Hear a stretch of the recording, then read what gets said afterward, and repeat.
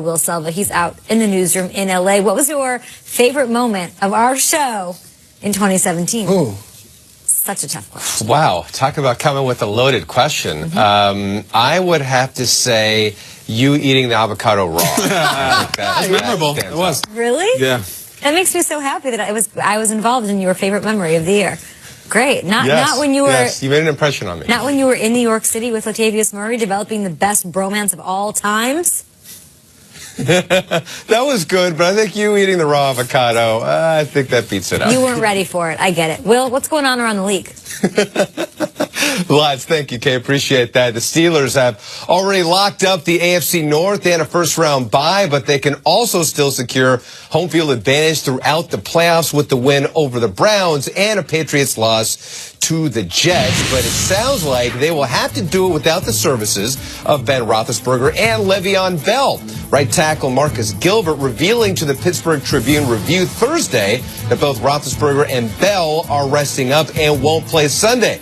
If that's the case, Landry Jones would get the start at quarterback. Now, even though the Cowboys have been eliminated from the playoffs and have nothing to play for, don't expect to see Dak Prescott on the sidelines. The Cowboys quarterback says he'll play against the Eagles.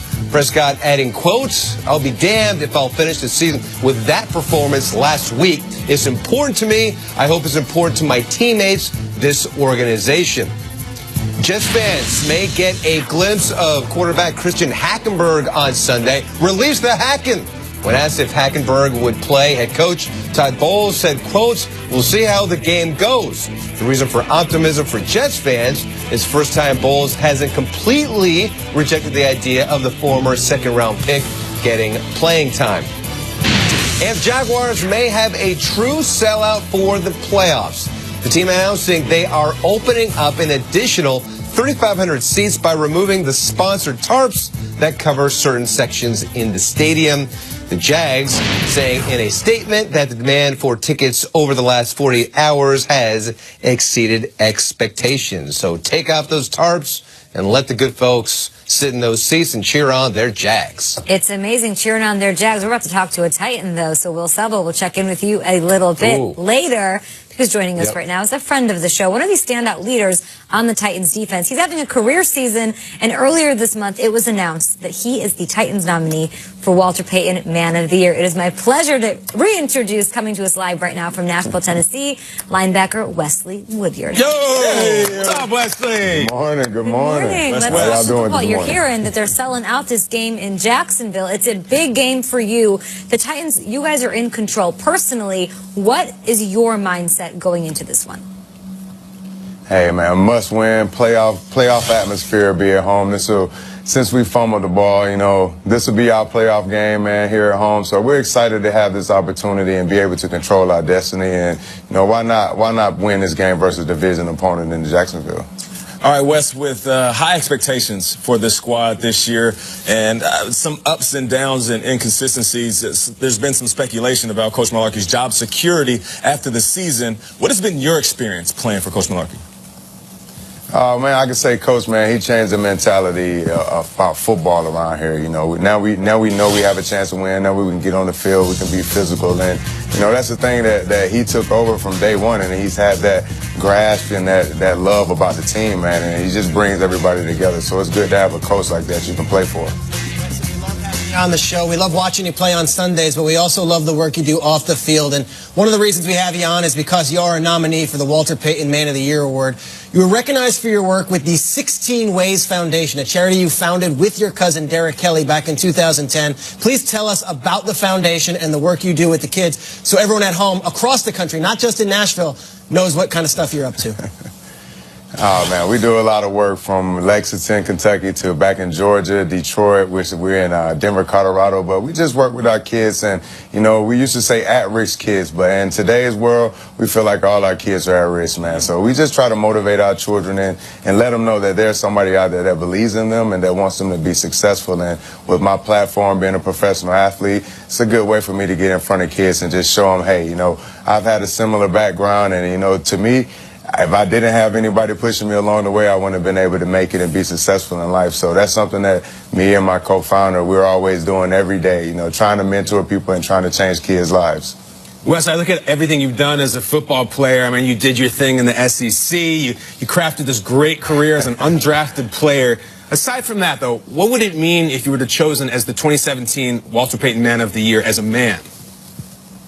It would be a huge accomplishment and a huge honor, man. You know, anytime you're labeled as a guy that's a Walter Payton Man of the Year, it really means a lot to me. It's an award that I hold dear to my heart. We all know what kind of guy Walter Payton was as a man.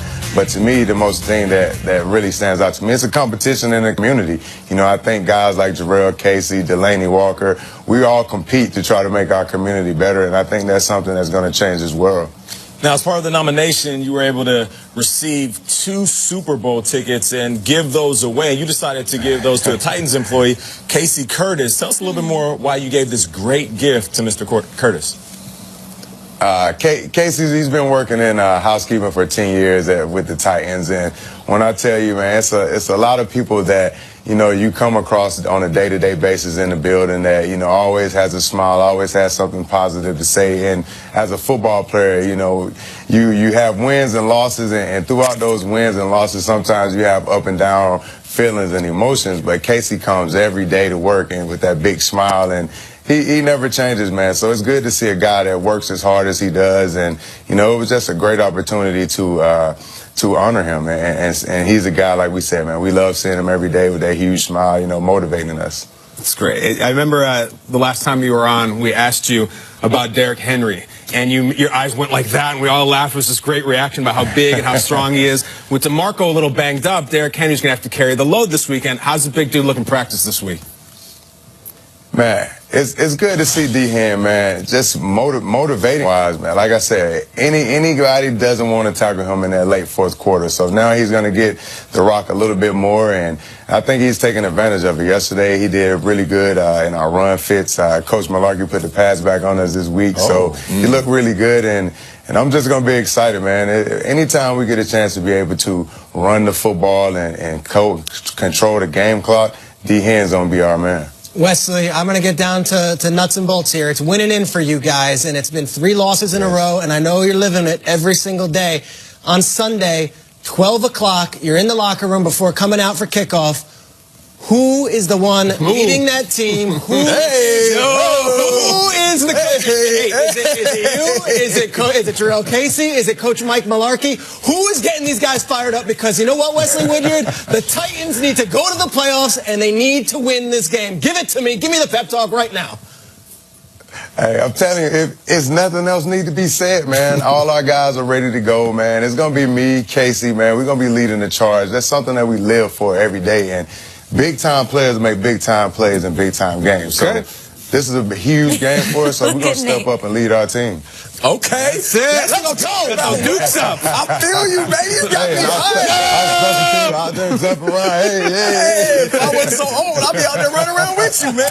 Hey, listen, we appreciate you. Too, man. I like that outfit. I appreciate that, man. Thank you. I knew you were coming on. Thank you for joining us. We appreciate what you do on the field, most importantly, off the field. Congrats on the nomination for Walter Payton Man of the Year. Good luck with that. But good luck on the field, man. You guys go ahead and do your thing, handle your business. You control your own destiny. Hope you guys get this dub, man. Keep balling. All right, tighten up out there. Tighten up. Tighten up. Right. That's got me hyped, man. Look at me like you and Wesley look at Derrick Henry. I know. You're right. Coming up, what better way to wrap up a season than with 16 bars of straight fire? We are sending teams off. We're wrapping them up by rapping about them.